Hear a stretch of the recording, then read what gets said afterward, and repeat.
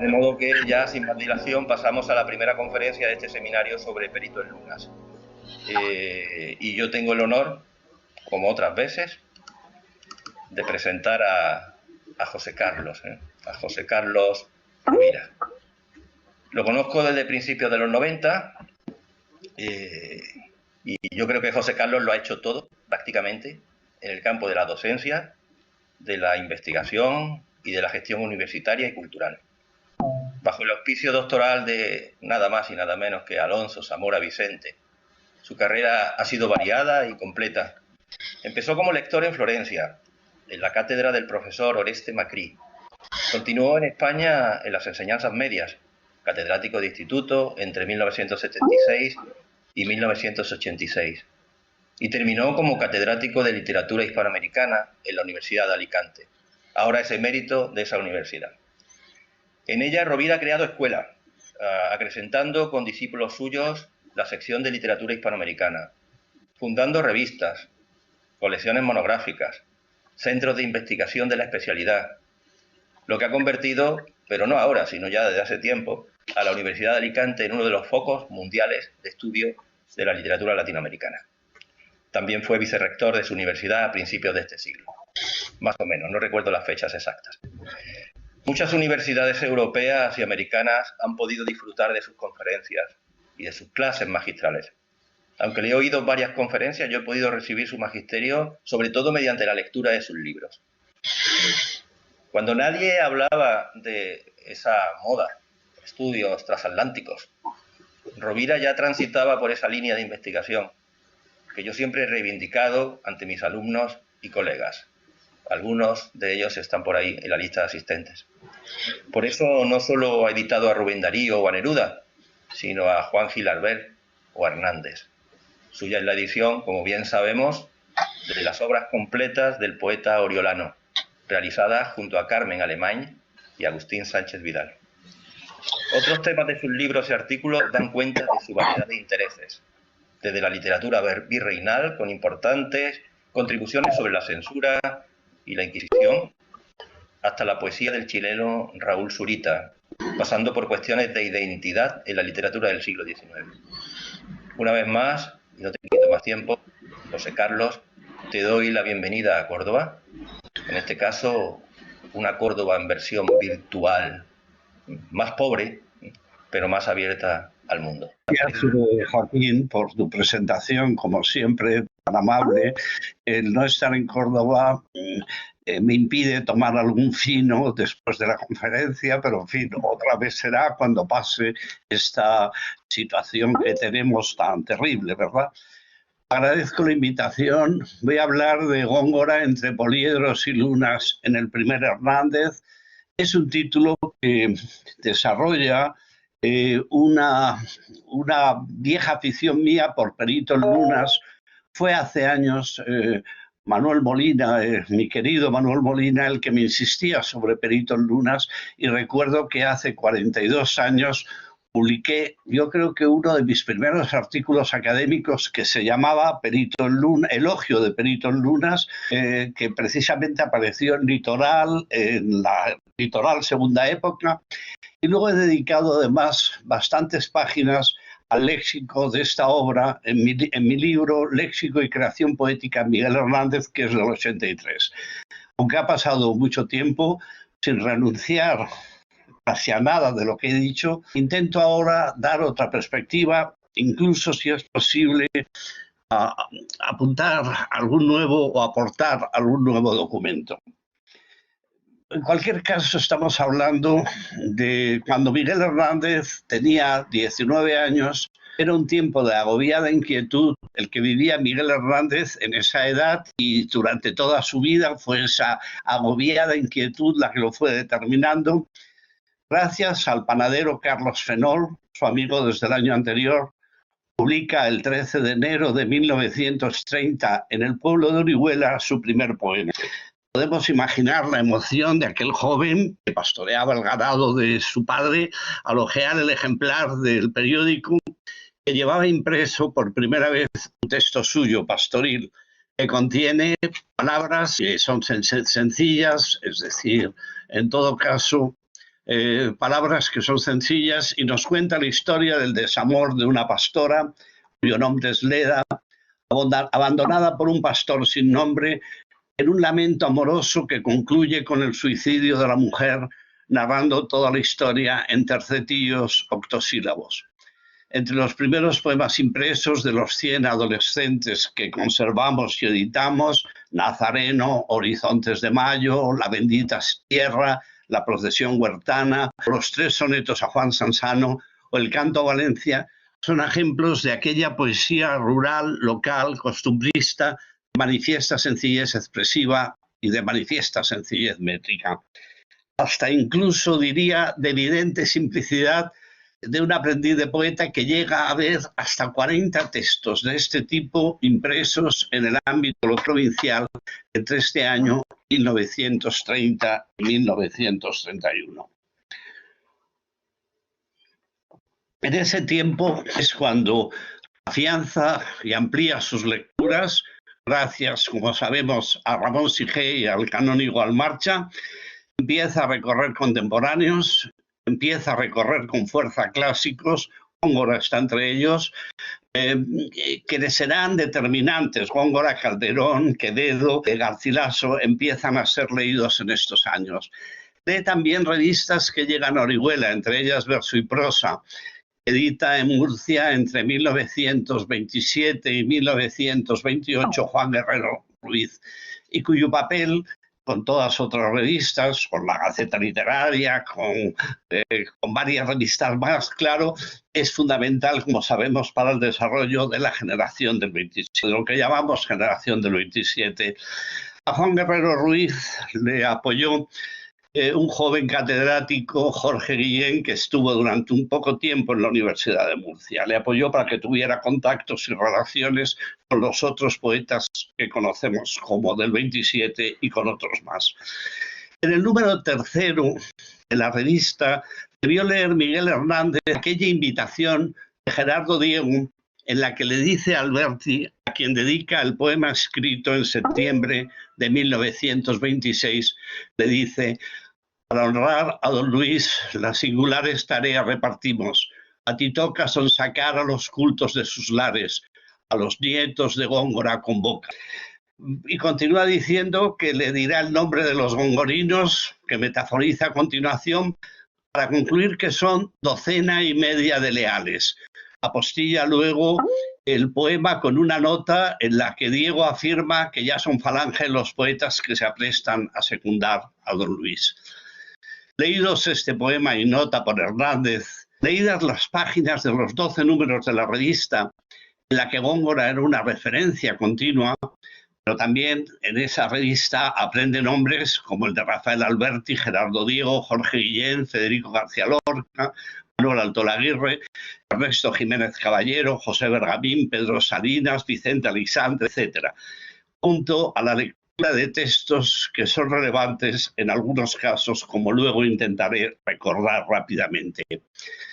Creo que en esta revista, junto a otras referencias inmediatas, está uno de los orígenes de la transformación poética que Hernández inicia en 1931. Javier de Revenga realizó un trabajo muy riguroso sobre la revista Verso y Prosa y simplemente lo recuerdo como una referencia imprescindible.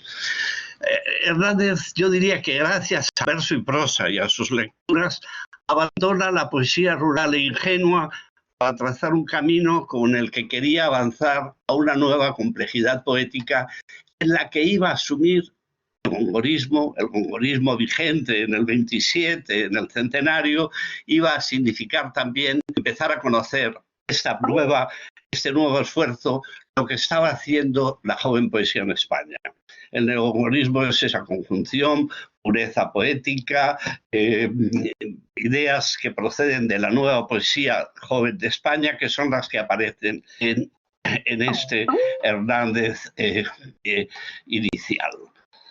Me voy a plantear ahora una cuestión que creo que es importante, porque en todo caso creo que con ella intento plantear cuál es la relación que Miguel Hernández tiene con las imágenes que va creando. Pero lo hago antes planteándome si el primer poema gongorino fue como puede ser, como explico a continuación, no lo sabemos con seguridad cuál es el momento de escritura de la elegía media del Toro. Si hacemos caso a José Martínez Arenas, como lo hace el biógrafo principal de Hernández, José Luis Ferris, el poema estaba escrito en septiembre de 1931, o sea, antes del primer viaje de Hernández a Madrid. Y sería el poema que estrena con una lectura en el Casino de Orihuela. El biógrafo nos narra que en septiembre de 1931 Hernández visita con Ramón Sigé al abogado y exalcalde de Orihuela, José Martínez Arenas, que le facilita el camino para leer un poema y hablar sobre él, ubicándolo en el Casino de Orihuela, un espacio social al que, como sabemos, le sería difícil acceder de otra manera si no era por esa recomendación. Es en octubre cuando realiza aquella lectura que Martínez Arenas recuerda que fue con una pizarra donde Hernández desarrollaba gráficamente con la tiza en la mano sus imágenes. Posteriormente, no sé si Francisco Díez o Rafael González le hicieron carteles para seguir mostrando su poema. Posiblemente pudo haber 2 carteles, pero en todo caso es una cuestión que no nos importa ahora mismo demasiado. Francisco Díez le hará un cartelón, como decía, como los de feria, para explicar en otros lugares las imágenes del poema, cuyo hermetismo e inicio de mímesis gongorina parece evidente.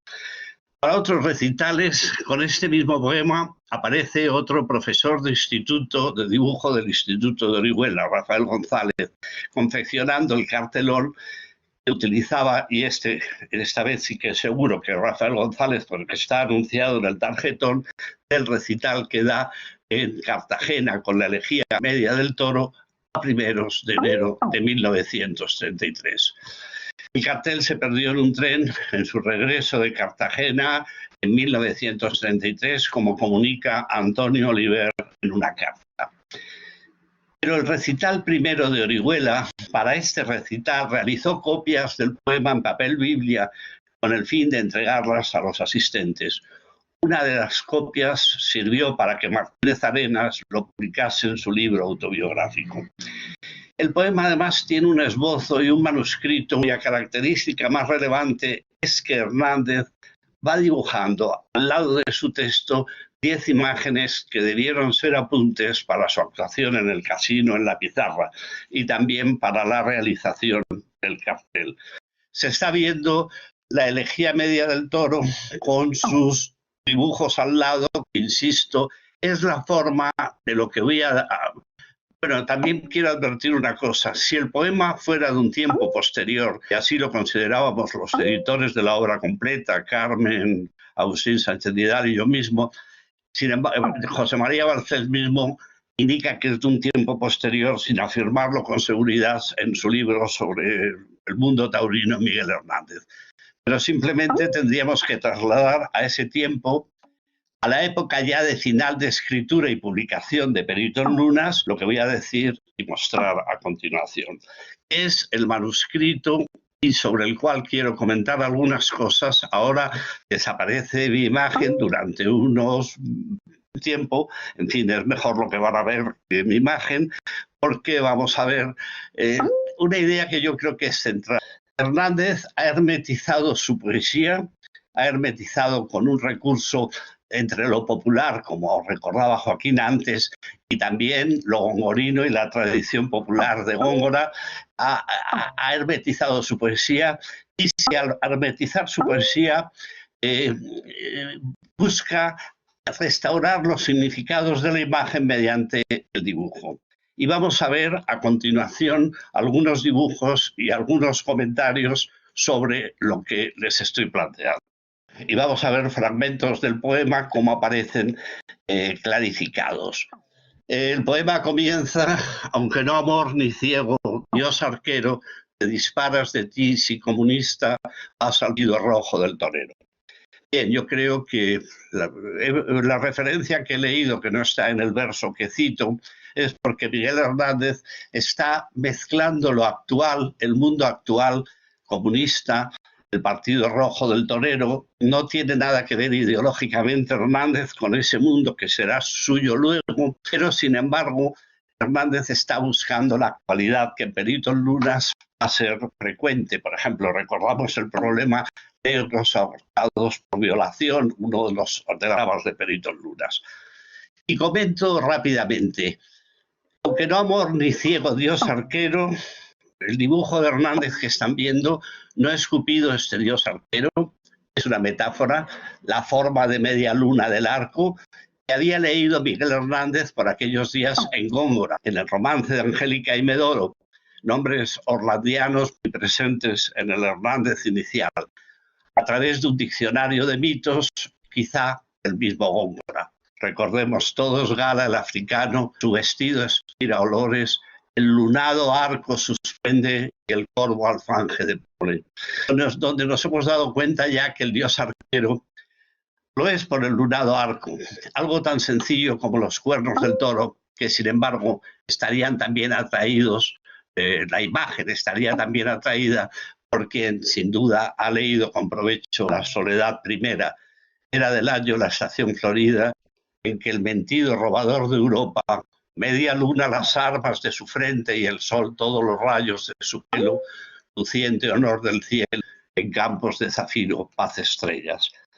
El toro, dios arquero, no es otra cosa que una transposición concentrada y metafórica del Zeus de la Soledad Primera.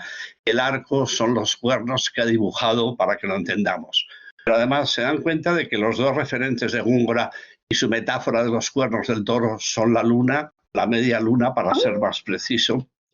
Hay otra imagen siguiente, insisto que no voy a salir de las imágenes ahora, quiero mostrarles 8 imágenes seguidas. La imagen corresponde a los versos que tienen en pantalla y que creo que pueden leer. Heraldos anunciaron tu prevista presencia, como anunciaron a la aurora en cuanto la pidieron a la vista. Los heraldos están reducidos a un clarín, que es el que explica la imagen de heraldos y el que explica la presencia, la aurora, la vista del toro. Siguen ahora la imagen de los picadores. Estamos en el recorrido, la elegía media del toro es un recorrido de una corrida, pero siguen los picadores fundidos a muchas cosas. Presencia de Júpiter, Europas cabalgadas acomete, y a pesar de la que alzan picadora, posición de bríos y monete, inquiridor de sangre, hueso y remo, dolorosas las hace de Albacete. Bien, estamos ante una imagen que el picador se mezcla con el rapto de Europa. El picador es el esbozo que preparó para el poema. En el esbozo que preparó para el poema, quiero decir, aparece con el yelmo de Mambrino. Aquí ha construido la imagen y donde el picador no sabemos si lleva el yelmo de Mambrino o el habitual castoreño. Pero en fin, en todo caso insisto que la referencia cultural precisa está apareciendo aquí con fuerza. Otra imagen de la capa que atrae al Estado, una capa te imanta con su extremo, el que por un instante la batiera, devuelve con temor su polifemo. El polifemo sinécdo que aquí del ojo y el torero aquí pues recibiendo con miedo también, con algo de miedo al torero atraído por su capa. Otra imagen de la suerte de banderillas sigue. Estamos por lo tanto con un recorrido absoluto de una corrida. Invitación de palo y papelillo en los medios citándote de apena de colorines altos el morrillo. Y sigue otra metáfora en la que tambor y arena consiguen su representación. Saturno, el planeta de los anillos, por cierto, hizo una lectura inteligente, José María Balcells, de la influencia que pudo tener en el poema El torero Caracho de Ramón Gómez de la Serna. Aunque yo pienso que, aunque hay referencias, por ejemplo, como la de los anillos, en la plaza de toros, como tambor tu piel batida suena y tu pata anterior posterioriza el desprecio rascado de la arena. Y sigue diciendo, por tu nobleza se musicaliza el Saturno del Sol y Piedra, que sería la imagen de los anillos de la plaza de toros, insisto en la lectura de José María Balcells, inteligente, pero yo no pienso que haya seguido tanto el torero Caracho, sino que Hernández conoce el mundo taurino. Y luego, con un simple trazo, reconstruye la metáfora de los aplausos. Con tu rabia sus gracias origina, cuántas manos se dan de bofetones cuando la suya se junta con tu esquina. Por último, la arrodilla sus iluminaciones y mientras todos creen que es por valiente, por lo bajo te pide mil perdones. Insistía José María Balcells que la imagen final de arrepentimiento y de pedir perdón al toro al cual acaba de matar está también en el torero Caracho de Ramón. Bien, Hernández, consciente de la dificultad de su construcción metafórica, resuelve, por tanto, en sencillos trazos, en dibujos que reconstruyen el significado, su hermética escritura poética. Y esto lo planteo aquí porque lo vamos a ver también en Perito Lunas. Primer viaje a Madrid, gongolismo y vanguardia. El 30 de noviembre de 1931 inicia su primer viaje a Madrid, donde realiza una estancia difícil que dura hasta el 13 de mayo de 1932. Son casi 6 meses de vida en la capital que serán intensos por dificultades, encuentros, rechazos, alguna acogida. José Luis Ferri ha trazado bien en su biografía el decurso biográfico de unos meses que llegaron a ser angustiosos por la pobreza, hasta llegar incluso hasta casi la miseria. Hernández es entrevistado por Ernesto Jiménez Caballero para la Gaceta Literaria, por Francisco Martínez Corbalán para Estampa, obtiene sobre todo la imagen de poeta pastor que responde a las publicaciones adolescentes, que son las que él ha llevado a Madrid en aquellos días de búsqueda de trabajo que no obtiene, de requerimientos de ayuda a Concha de Albornoz y Jiménez Caballero, que son los más ilustres personajes a los que ha podido dirigirse, de ayudas esporádicas de los amigos de Orihuela que le mandan dinero alguna vez. Hernández tiene un destino frecuente, la Biblioteca Nacional, a donde lee todo lo que puede. Y yo he trabajado últimamente varias veces sobre apuntes que va tomando en ese tiempo y que significan los referentes culturales en los cuales está entrando este muchacho. A su regreso a Orihuela, continúa lo que ya había iniciado en Madrid, la escritura de octavas reales y décimas. Las décimas proceden de una pasión guilleniana que le ha surgido, y las octavas reales pues es en todo caso su homenaje a Góngora de una forma explícita. Prepara un libro que será el primero y esencial en su carrera literaria. Ha conocido en su casa de Murcia a Raimundo de los Reyes, director de la editorial de La Verdad, y le ha planteado la edición de un libro de poemas.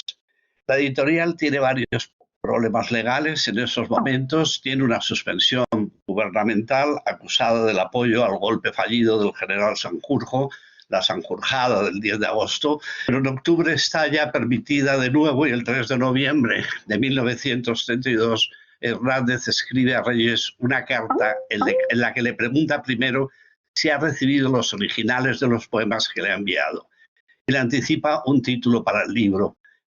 He hallado otro título que me parece más feliz, más breve y sencillo y que creo explica mejor el libro, Poliedros.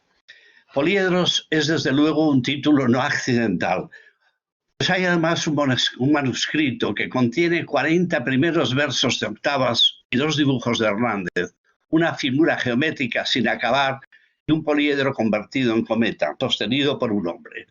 Tras el título en letra mayor. Notas biográficas de algunos críticos intentan explicar, yo creo que sin mucha fortuna, el nombre a través de caminos extraños. La relación de octava y octaedro, las caras de un prisma de cristal para determinar el número exacto de las octavas. El manuscrito al que me refiero es el que van a ver a continuación. El manuscrito está publicado, los materiales estos los publiqué en las actas del centenario de Miguel Hernández, de la Biblioteca Nacional, en las actas, no, en el catálogo de la exposición La Sombra Vencida, donde por cierto colaboraron Javier y Carmen Alemán, en ese catálogo de la exposición donde tiene los documentos que les estoy enseñando ahora. Poliedros es este manuscrito y voy a decir algunas cosas sobre el origen del título. En todo caso, podemos encontrarlo hasta concretamente en la tradición vanguardista que Hernández ha empezado a conocer. donde el cubismo habría implementado la perspectiva objetual y geométrica, ampliada además por los ultraístas. Hay títulos que responden a esta perspectiva. Imagen de Gerardo Diego, La rueda de color de Rogelio Buendía, Hélices de Guillermo de Torre, Hélices es también libro fundamental, La sombrilla japonesa de Isaac del Bando Villar, han olvidado Isaac del Bando, Bordón de Manuel de Peña, El ala del sur de Pedro Garcias, Ancla de Emilio Monteiro, o títulos de poemas de Rafael Cansino Sassens como El viaducto ávido y quieto, La glorieta incesante. Poliedros surgiría de esa conjunción imaginativa en la que buscaba sin duda Hernández un título vanguardista para sorprender al lector, luego entremezclando sus imágenes con enigmas basados en la acumulación de metáforas, el hiperbatón, la complejidad sintáctica de una escritura que rehiciera con elementos vanguardistas al poeta cordobés. Mencionaremos también para el título concretamente, en la propuesta del ultraísmo, el manifiesto en el que Rafael Cansino Sassens comenta en diciembre de 1920 el manifiesto fundacional que había hecho 2 años antes, el vertical de Guillermo de Torre. Con palabras que dicen así, y voy a recordarlas, es importante ver la palabra en un contexto que Hernández podría conocer, también podría no conocer. Dice Guillermo de Torre,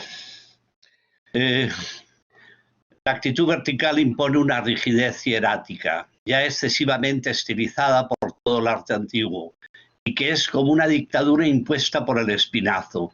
Un arte verdaderamente moderno ha de ser más ágil y óptimo.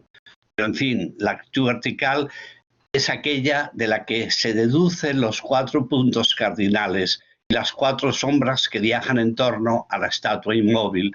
Es la condición primera que se quiere para orientarse y para engendrar en rotaciones sucesivas el poliedro total. En este sentido, está bien como actitud inicial de un poeta joven.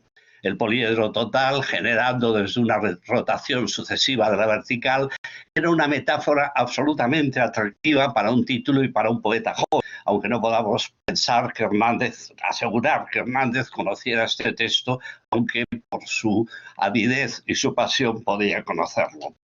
Hay varios más en la época. Yo recuerdo que Guillermo de Torre, para definir, a propósito de su poema Torre Eiffel de Hélices, diferenciarlo del poema Torre Eiffel de Huidobro, que era el que decían que él respondía, pues habla de que lo suyo es un poliedro de imágenes. La palabra estaba presente en los años 30, desde los años 20, y sigue para rastrear señas vanguardistas determinantes desde el ultraísmo. Por otra parte, el manuscrito que están viendo es sumamente interesante. Algunas personas pensaron que era el manuscrito de Perito Lunas con otro nombre. Pues no son 40 octavas que Hernández ha ordenado con el título de Poliedros, y por los que explicaré ahora pueden tener el orden con la que Hernández le ha hecho un primer envío a Raimundo de los Reyes el 3 de noviembre de 1932, sin el título del libro todavía.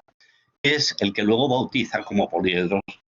Las ha escrito, concluido, ordenado desde su regreso a Orihuela el 19 de mayo. Voy a mostrar ahora un cuadro que he realizado y demuestra la intensa transformación que el libro, que se iba a llamar Poliedros, tiene con el resultado final que se editó, con Perito Lunas, en la disposición de las octavas y en las que quitó de la primera propuesta para cambiarlas por otra.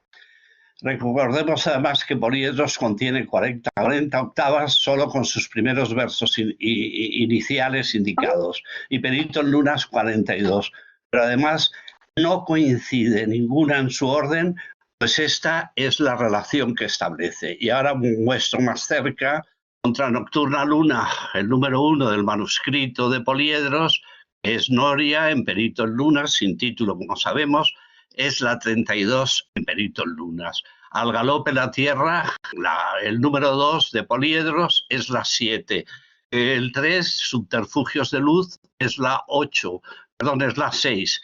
El 4, Coral canta una noche, que es Huevo, 34. Bien, si vemos esta relación, podemos decir que son dos libros diferentes, Poliedros de Perito en Lunas.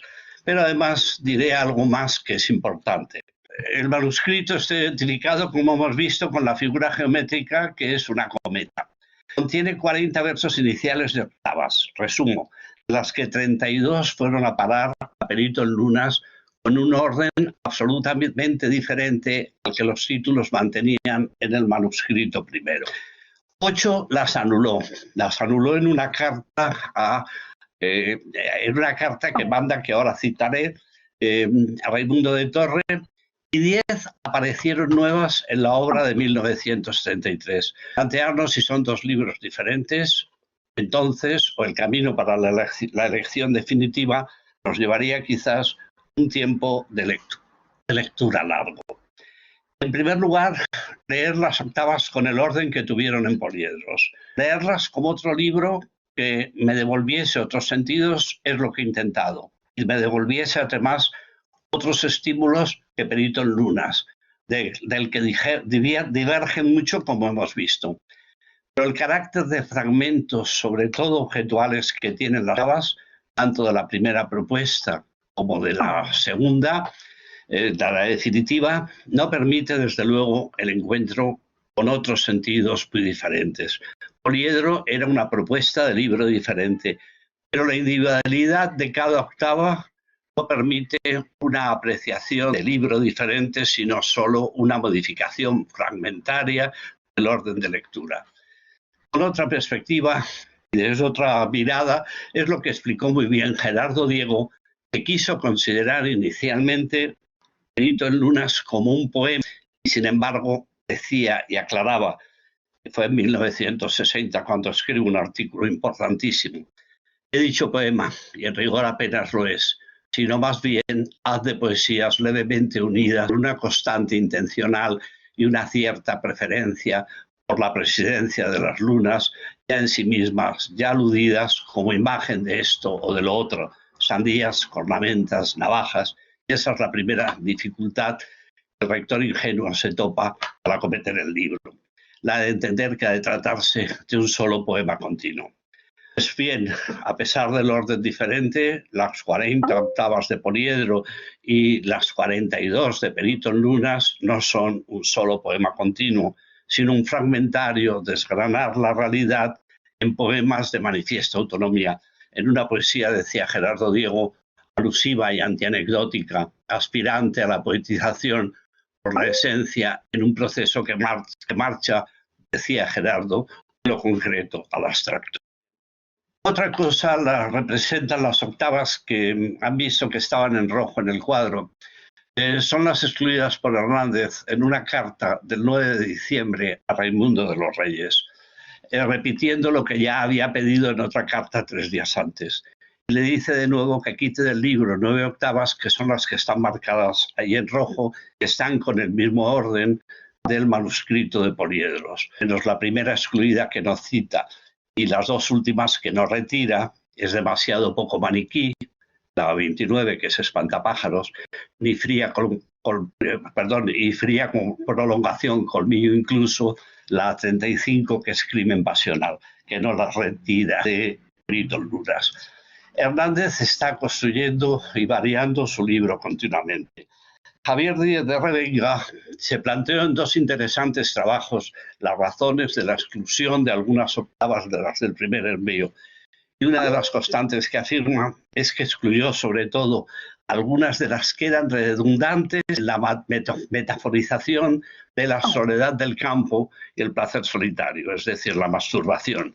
También alguna vinculada a esa escatología prológica, aunque mantenga algunas vinculadas a estos dos temas en la edición de Peritos, por ejemplo, la escatología del retrete, etcétera, etcétera. No sabemos, en cualquier caso, cuáles fueron sus razones últimas. No podemos reconstruir el proceso de transformación hasta Perito en Lunas, más allá de las que afirma en la carta del 6 de diciembre a Raimundo de los Reyes. Perdone, dice Hernández, amigo mío, pero es que quiero, ya que voy a publicarme, hacerlo con lo mejor mío. y por eso trabajaba duramente los textos, los reescribía, los variaba. Carmen Alemán, que va a hablar a continuación, me imagino que también sobre esto, ha dedicado excelentes trabajos a los manuscritos y su evolución, a ese desafío de la escritura desde sus comienzos. Yo volvería a una síntesis que ya creo que hice alguna vez. Un mundo objetual, natural y cotidiano, se enlaza a la metáfora gongorina, a veces a la vanguardista, consiguiendo en enigmas. Sánchez Vidal insistía en enigmas, acertijos, los llamó Gerardo directamente, acertijos procedentes del acertijo popular, los poemas de los que anula el título, que luego sabemos que afortunadamente Hernández dictó a Miguel Andreu Riera con el fin de que su ejemplar le sirviese para la comprensión de los poemas, ejemplar que nos ha servido tras el descubrimiento de esto por Juan Cano Ballesta, nos ha servido a todos.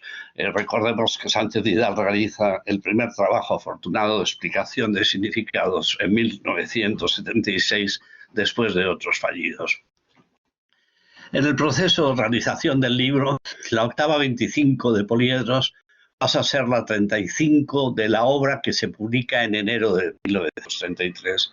Es la que se llama Horno y Luna, en la que Hernández se plantea el dilema entre la hogaza, la luna de la era dorada, alcanzadiza, que está en el horno, que es el constante estío de ceniza, y la luna imposible, la poesía.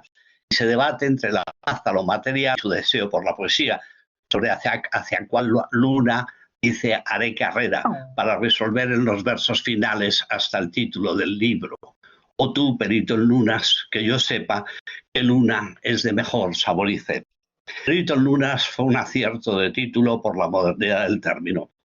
Por la identificación de este peritaje metafórico en el que la luna puede ser, aparte de la imagen natural de la misma, los cuernos del toro, la sandía, un pozo, los pechos de la mujer, la granada guía, un retrete, la noria, las ubres, una navaja, una hogaza, significados múltiples a través de veintitantas insistencias en el libro en el que afirma la naturaleza y lo cotidiano lunado como forma lunar persistente y permanente. Consciente de lo enigmático de sus palabras, de la difícil interpretación de las mismas, Hernández resuelve otra vez como dibujo el significado de algunas octavas. Y además es curioso porque estos dibujos, si leemos el texto con la imagen que preparó y que no utilizó luego, posiblemente lo hizo para ilustrar los poemas en la edición del libro, que no contemplaba que tuvieran dibujos, entenderemos su significado a pesar de su construcción hermética. Vuelvo a los dibujos, que insisto, están publicados en La sombra vencida. Son estos dibujos sobre el patrón de vuestra risa media. Insisto en que son importantes porque, por ejemplo, sobre el primer dibujo, sobre el patrón de vuestra risa media, estamos viendo la risa media en las granadas, que son las que devuelven el significado a la hermetización que realiza Hernández en su lenguaje. El patrón de nuestra risa media es también el corte de perfil y de frente que reproduce el dibujo de Hernández. O el significado de reales alcancías de collares. Para hablar de los granos de la granada, creo que metafóricamente es afortunado. Yo creo que no voy a comentar las otras, Sandía, como estarán publicadas cuando se aparezcan o están en el catálogo La sombra vencida. Creo que lo importante es que estos dibujos responden con absoluta claridad al significado hermético que las palabras tienen. Y Hernández, a través del dibujo, ha pensado, por lo tanto, que puede aclarar su hermetismo y su lenguaje. La rosada, por fin, Virgen María, Arcángel Tornasol y de Bonete, sentado de amaranto, anuncia el día, en una pata alzada un clarinete, la pura nata de la galanía, es este barba roja, lo roquete, que picando coral y hollando suma a batallas de amor, campos de pluma. La intertextualidad de Góngora aparece varias veces y además este verso, digamos, que le apasionaba tanto a Darío, a Verlaine y a Miguel Hernández. Bien, la serpiente como dibujo, las que hemos visto. Estos dibujos los regaló luego a Francisco Díaz. Bien, he señalado verso y prosa, la revista murciana, como uno de los orígenes de la importancia de Góngora y el gongorismo para nuestro poeta. En otros trabajos señalé también la importancia que esta revista tuvo para anticipar en 1931 el conocimiento de los del 27.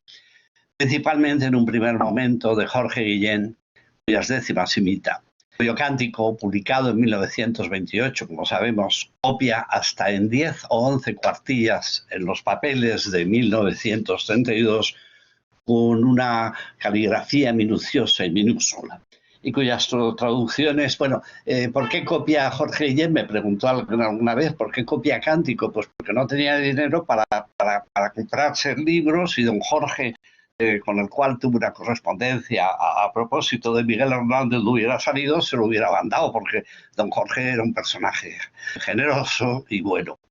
Bien, también Jorge Guillén, que hace traducciones en verso y prosa, le lleva a fijarse nada menos que en Paul Valéry, y también le lleva a mantener una idea, que es que los poetas traducen.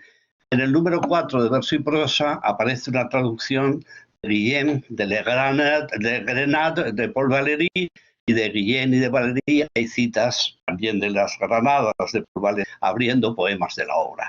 Y también el motivo de las granadas de Paul Valéry tendrá que ver con el poema que se llama. Por eso, en las dos cartas citadas a Raimundo de la Torre, el 6 y el 9 de diciembre, le pregunta a Hernández, le anuncia si ha recibido ya su traducción del Remero de Paul Valéry, para que la publique en su destino. Hernández hace traducciones del francés, ahora sale un capítulo muy ampliado en un libro que se llama El taller literario de Miguel Hernández, que publican en Jaén, y bueno, pues hace traducciones de grandes poetas, se atreve con Apollinaire, con Mallarmé, con Rilke, incluso con los poemas franceses de Rilke, con Cocteau. Bien, yo no lo digo ni dedico un capítulo a esto por el valor que estas traducciones tengan, es solo testimonial, sino por el esfuerzo de lenguaje que con un francés dificultoso estaba realizando el poeta. 1932 fue sobre todo un año, por lo tanto, de esfuerzos. Esfuerzos en el neogongorismo, en el que don Luis viajaba por la vanguardia, en su mímesis guilleniana, en las traducciones y apertura a la gran poesía francesa también. Aquellos esfuerzos se plasmaron en la aparición a comienzos de 1932 de un libro difícil, Perito en Lunas, que significa sobre todo una voluntad de escritura con la que obtiene hallazgos de lenguaje importantes, duraderos. Siempre recuerdo un poema muy conocido del último periodo, muy trágico y muy bello, cuando oímos, por ejemplo, Las nanas de la cebolla, en aquellos versos que dicen: una mujer morena resuelta en luna se derrama hilo a hilo sobre la cuna. Ríete, niño, que te tragas la luna cuando es preciso. Vuela, niño, en la doble luna del pecho. Es muy difícil no recordar la octava gitana de Perito en Lunas, la 29, domesticando a mimbres con ronces, más con las bridas de los ojos sueltas, estas lunas que esgrimen siempre a oscuras las armas blancas de las dentaduras. Por cierto, se habrán dado cuenta que en esta octava, junto a la luna pecho, está la dentadura arma, que también encontramos en las nanas, cuando en la dentadura sientas un arma, sientas un fuego, correr dientes abajo buscando el centro.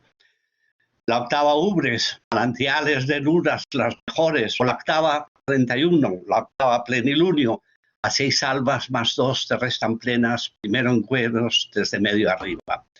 Yo creo que lo más importante es que las imágenes de Perito fueron centro de organización de su lenguaje y de crecimiento de su lenguaje y de despliegue de su lenguaje y de su pasión por la escritura.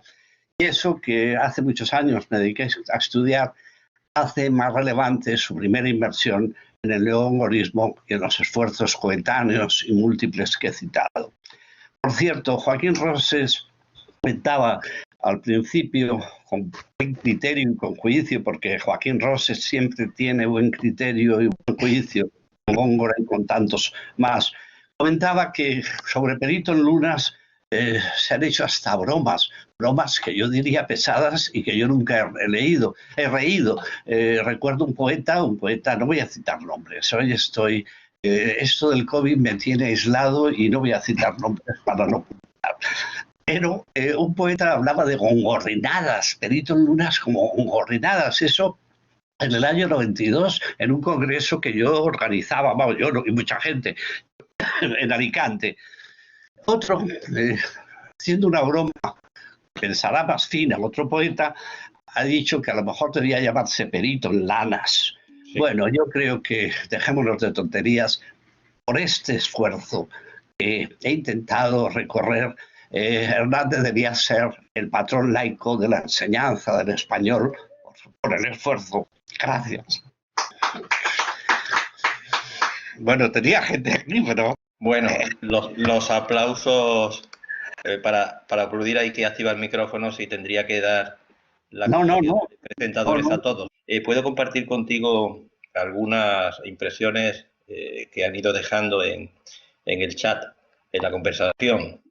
Qué bueno, por ejemplo, o Ana Capilla, qué bueno, Catalina Iliescu, espléndido, José Carlos, como nos tiene acostumbrados, aplausos, o más bien, manos que serán de bofetones. Gema Fernández, genial. Renato Guisado Yampi, excelente. Manolo Marcos, amenísima, muy interesante.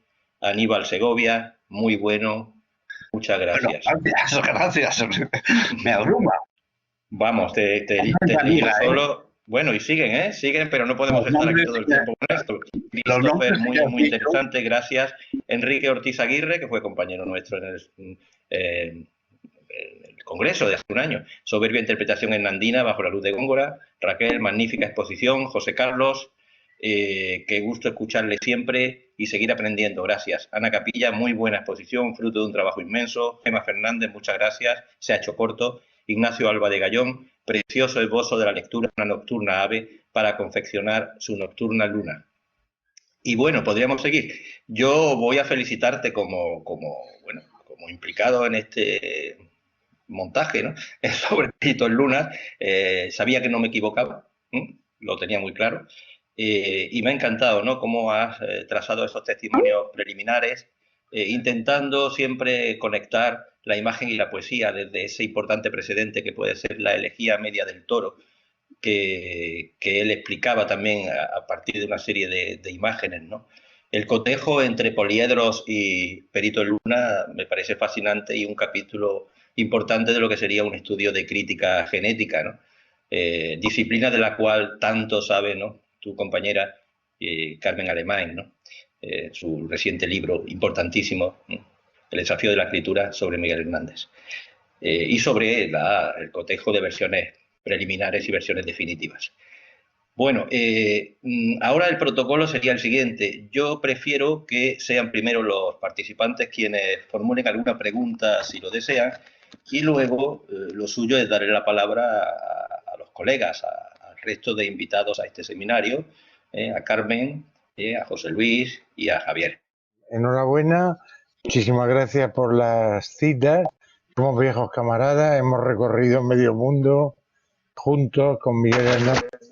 Yo te lo agradezco muchísimo y además te tengo que decir en lenguaje Miguel Hernandiano que me has puesto el toro en suerte, porque yo mañana pienso partir de verso y prosa para hablar de Granada, de las de Paul Valéry y de otras muchas que hay por ahí interesantes y que pueden ayudar a comprender el nivel el deseo de innovación y renovación de Miguel Hernández en Perito en Luna. Solo quería intervenir en este sentido, de que como buenos compañeros alternando en la Plaza de Toros, pues me has puesto el toro en suerte. Espero mañana dejarlo más o menos.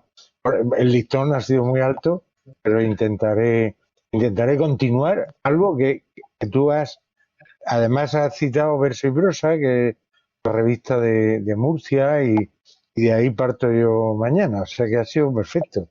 Ha sido como una especie de toreo a la limón. Me has puesto el toro en suerte. José Carlos, enhorabuena y me alegro mucho de haber coincidido contigo en Córdoba. Bueno, En Córdoba, ¿no? Pero muy bien, gracias, enhorabuena y gracias. Gracias, Javier. Sí, buenas tardes. Bueno, José Carlos, quiero felicitarte de corazón. Ha sido una exposición espléndida, aunque te habíamos leído y conocíamos buena parte de lo que has dicho, ha resultado absolutamente fresco y renovador y muchas cosas a mí me han sonado a nuevas incluso.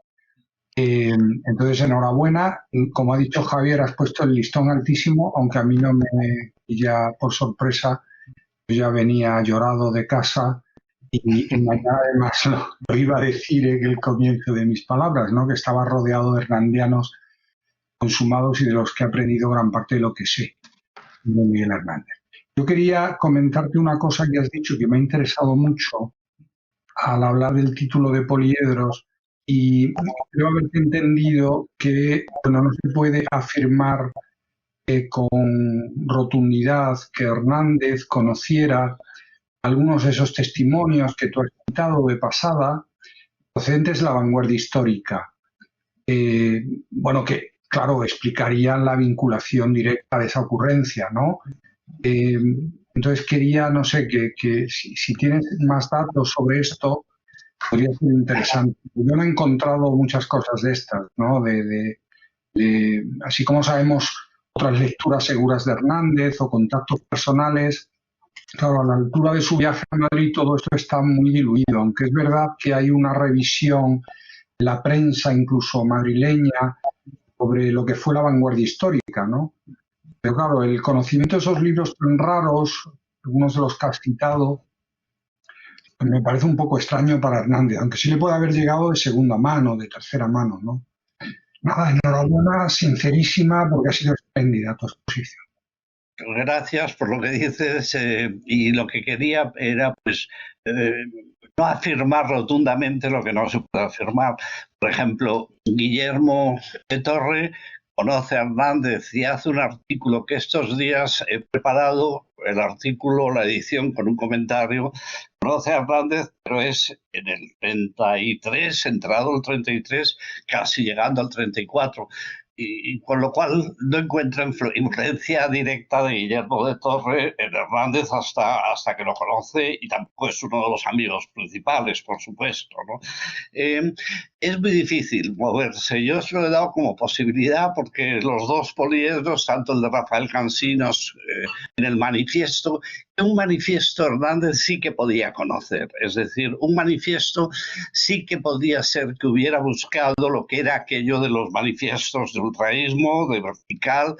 Todas las revistas fueron, en todo caso, buscadas por Hernández, ¿no? Yo creo, fíjate, por ejemplo, me he encontrado un poliedro extraño, pero por supuesto no lo he vinculado, que es una revista limeña donde publican todos, publica Vallejo, que tiene 8 números, que se hace en el 26. Armando Bazán, su director, que hoy se acuerda muy poca gente de él, es un vanguardista, que por otro lado está en Madrid en el 31, porque está en el 32 con César Vallejo, además los expulsan juntos de Francia y se vienen a España.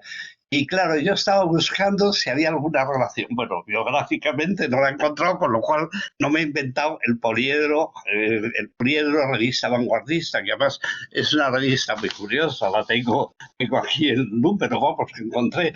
Entonces, no sé, hay que ir con prudencia, porque yo no puedo afirmarlo, ya digo. He pensado en Guillermo de Torre como figura principal, que sí que conoce a Hernández, pero es muy tarde, ¿no? Muy tarde cuando lo conoce para que tuviera nada que ver aquí. En fin, son posibilidades que quedan abiertas y que quedan ahí para que en todo caso reflexionemos. Tú has reflexionado mucho más que nosotros sobre ese periodo, sobre el ultraísmo.